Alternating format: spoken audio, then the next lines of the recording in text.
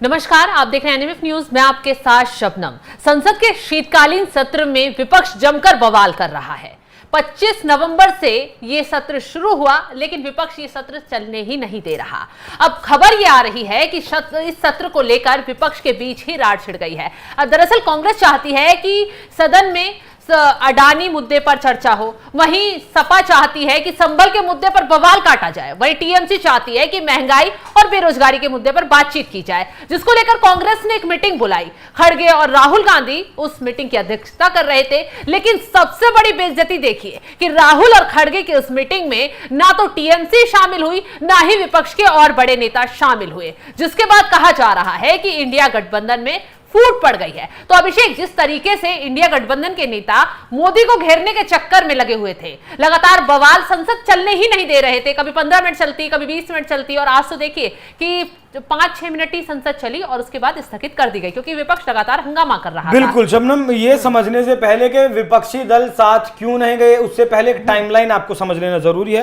25 नवंबर जैसे आपने कहा कि 6 मिनट चली लोकसभा की कार्रवाई। 26 नवंबर को राष्ट्रपति दिवस था तो राष्ट्रपति का अभिभाषण हुआ। 27 नवंबर को महज 15 मिनट लोकसभा की कार्रवाई चली। 28 नवंबर को महज 15 मिनट चली और 29 नवंबर को सिर्फ 20 मिनट और 2 दिसंबर को 13 मिनट कार्रवाई चली। मतलब जब हम आपके सामने बात कर रहे हैं 2 दिसंबर के दिन, तो सिर्फ 13 मिनट कार्रवाई चली। क्या ये उस वक्त की बर्बादी नहीं हो रही जिस वक्त में लोगों के मुद्दों पर बात होनी चाहिए? 140 करोड़ लोगों ने आपको चुनकर संसद में भेजा है, उनके जो मुद्दे हैं क्या उन पर चर्चा नहीं होनी चाहिए? मुद्दे तो अलग बात है अभिषेक, यहाँ तो करोड़ों रुपए का, जनता की करोड़ों रुपए की कमाई का नुकसान उठाना, बिल्कुल नुकसान हो रहा है। अब देखिए, अडानी का जो मुद्दा है वो कांग्रेस पार्टी के लिए एक फूका हुआ कारतूस हो चुका। मतलब अब उसमें कोई दम नहीं बचा।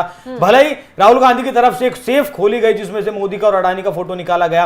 भले ही राहुल गांधी ने महाराष्ट्र चुनाव में धारावी जो स्लम है, एशिया का सबसे बड़ा स्लम, लगभग 9 लाख लोग वहां रहते हैं, और दुनिया का तीसरा सबसे बड़ा स्लम, जिसके पुनरुत्थान के लिए अडानी को प्रोजेक्ट मिला है। लगभग ये हजारों करोड़ का प्रोजेक्ट है, जिसमें वो प्रोजेक्ट अडानी बनाकर उसका इंफ्रास्ट्रक्चर तैयार कर सरकार को वापस कर देंगे और सरकार वहां से मकान उन लोगों को अलॉट करेगी। लेकिन राहुल गांधी ने क्या नैरेटिव चलाया? राहुल गांधी ने जनता में क्या बरगलाने की जनता को कोशिश की कि अडानी उस जमीन को हथिया रहा है, अडानी अपने बड़े बड़े कॉम्प्लेक्स वहां बना लेगा और जनता से वो जमीन छीन ली जाएगी। लेकिन धारावी का मुद्दा कामयाब महाराष्ट्र के चुनाव में नहीं हुआ। अब आप समझ लीजिए, जब एक राष्ट्र के चुनाव में कामयाब नहीं हुआ धारावी का मुद्दा, तब कैसे ये पूरे देश का मुद्दा अडानी को बना सकते हैं? दूसरी बात, अडानी पर जो रिपोर्ट आई हिंडनबर्ग की, उससे अडानी उभरे।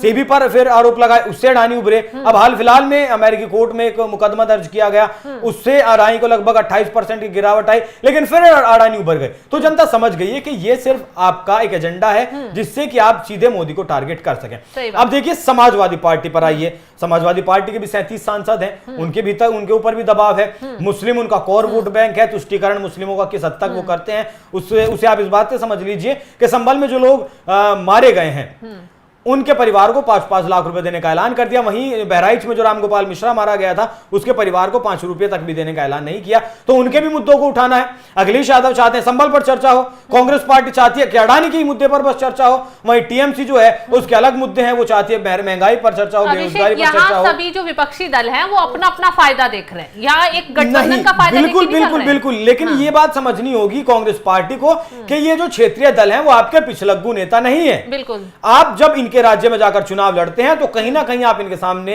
गिड़गिड़ाते हैं, तब जाकर आपको सीटें मिलती हैं। वो सीटें मिलती हैं जहां उन पार्टियों का जनाधार नहीं होता। लोकसभा चुनाव में ममता बनर्जी सिर्फ 2 सीटें देने के लिए आपको राजी हुई, बाद में तो उनसे भी किनारा कर लिया। अखिलेश यादव ने आपको लोकसभा चुनाव में वो सीटें दी जिन सीटों पर अखिलेश यादव का जनाधार नहीं था। बिहार चले जाइए, आपको वो सीटें तेजस्वी यादव की तरफ से दी गई, लालू यादव की तरफ से दी गई, जहां उनका होल्ड बहुत ज्यादा मजबूत नहीं था। पप्पू यादव पूर्णिया से चुनाव लड़ रहे थे, कांग्रेस पार्टी के टिकट पर उन्होंने कांग्रेस पार्टी में इसीलिए वो शामिल भी हुए थे कि कांग्रेस के चुनाव निशान पर जो है चुनाव लड़ सकें। लेकिन आखिरी वक्त पर निर्दलीय चुनाव लड़ना पड़ा, क्योंकि तेजस्वी यादव ने अपना स्टैंड क्लियर कर दिया कि हम पूर्णिया पर अपना कैंडिडेट खड़ा करेंगे, हम आपकी बात नहीं मानेंगे। तो लोकसभा चुनाव से अब तक 4 महीने का वक्त बीत चुका है। तो देख लीजिए कि गठबंधन कितना वैल्यू राहुल गांधी को मल्लिकार्जुन खड़गे को या फिर पूरी कांग्रेस पार्टी को देता है। आप वो पैन इंडिया पार्टी नहीं है। आप 99 सीटें लाकर अगर सोच रहे हैं कि सदन पर आपका कब्जा है, सदन पर आप काबिज है, आपके हिसाब से सदन की कार्रवाई चलेगी, तो आप जिस तरीके से शबनम ने बताया कि लाखों करोड़ रुपए जो जनता का है, लाखों रुपए करोड़ों रुपए उनका नुकसान कर रहे हैं, दोहन कर रहे हैं, संसद की कार्रवाई नहीं चलने दे रहे हैं। अब फिर भी आपको ये समझ लेना चाहिए कि अगर आप कार्रवाई नहीं चलने देंगे तो ये जो आपका गठबंधन बना है ना, वो नहीं टिकने वाला ज्यादा दिन, सबसे और बड़ी ये बात वैसे है भी टूट जाएगा। मोदी सरकार कोशिश कर रही है किसी तरह ये सत्र चले, कामकाज आगे बढ़े। इसके लिए बकायदा एक सर्वदलीय बैठक बुलाई गई लोकसभा स्पीकर के जरिए, जिसमें सभी दलों के नेताओं को इकट्ठा किया गया, बातचीत की गई, सहमति बनवाई गई कि संसद का सत्र जो है आगे तक सहमति से चले, शांति से चले, कामकाज आगे बढ़ सके। लेकिन कांग्रेस जो है वो अलग ही रणनीति पर काम कर रही है। कांग्रेस का कहना है कि अडानी मुद्दे पर अगर चर्चा नहीं की गई तो कांग्रेस सदन नहीं चलने देगी। भाई अडानी का मुद्दा ही सिर्फ एक देश का मुद्दा थोड़ा ही है। अडानी, आम आदमी को नहीं मतलब है कि अडानी का मार्केट कितना क्रैश कर गया। आम आदमी को नहीं मतलब है कि अडानी ने क्या वाकई में शेयर्स को मैनिपुलेट करके अपने दाम बढ़ाए। अडानी को नहीं, आम आदमी को नहीं फर्क पड़ता कि अमेरिका में कोई क्यों सर्ज हुआ है। जिस तरीके से कांग्रेस जिन मुद्दों, गड़े मुद्दों को उखाड़ने की कोशिश कर रही है, उसी वजह से कांग्रेस को हार का मुंह जगह जगह देखने के लिए मिल रहा है। चाहे महाराष्ट्र का इलेक्शन देख लीजिए, आप हरियाणा को देख लीजिए, हरियाणा को देख लीजिए, कांग्रेस को उम्मीद थी कि वो अकेले सरकार बना लेगी, अकेले सत्ता में आ जाएगी, लेकिन जगह जगह उसे अब मुंह की खानी पड़ रही है। कांग्रेस शायद ये भूल गई है कि जो वो मुद्दे उठा रही है, जनता भी समझ चुकी है कि उन मुद्दों में कोई दम नहीं रह गया है। ना महंगाई पर बात की जा रही है, ना बेरोजगारी पर बात की जा रही है, ना तमाम ऐसे मुद्दे हैं जो जनता की हित से जुड़े हैं। लेकिन कांग्रेस उन मुद्दों पर चर्चा करने के बजाय आलतू फालतू के मुद्दे लेकर आगे बढ़ रही है, जिससे खुद उसके साथी परेशान हो गए हैं। और टीएमसी ने भी क्लियर कर दिया है कि कांग्रेस जिन मुद्दों को लेकर आगे बढ़ रही है वो उसके साथ नहीं है। यही वजह है कि एक दो बार नहीं बल्कि तीसरी चौथी बार टीएमसी ने कांग्रेस की बैठक से दूरी बनाई है, मल्लिकार्जुन खड़गे से दूरी बनाई है, राहुल गांधी को आईना दिखाने का काम किया है कि राहुल गांधी जिस तरीके से इंडिया गठबंधन में अपनी मनमानी चलाने की कोशिश कर रहे हैं वो मनमानी नहीं चल पाएगी। तो संसद के शीतकालीन सत्र से पहले जो अब स्थगित हो गया था सदन, अब दोबारा कार्रवाई शुरू होने वाली थी, उससे पहले इंडिया गठबंधन में एक फूट की खबर सामने आ रही है।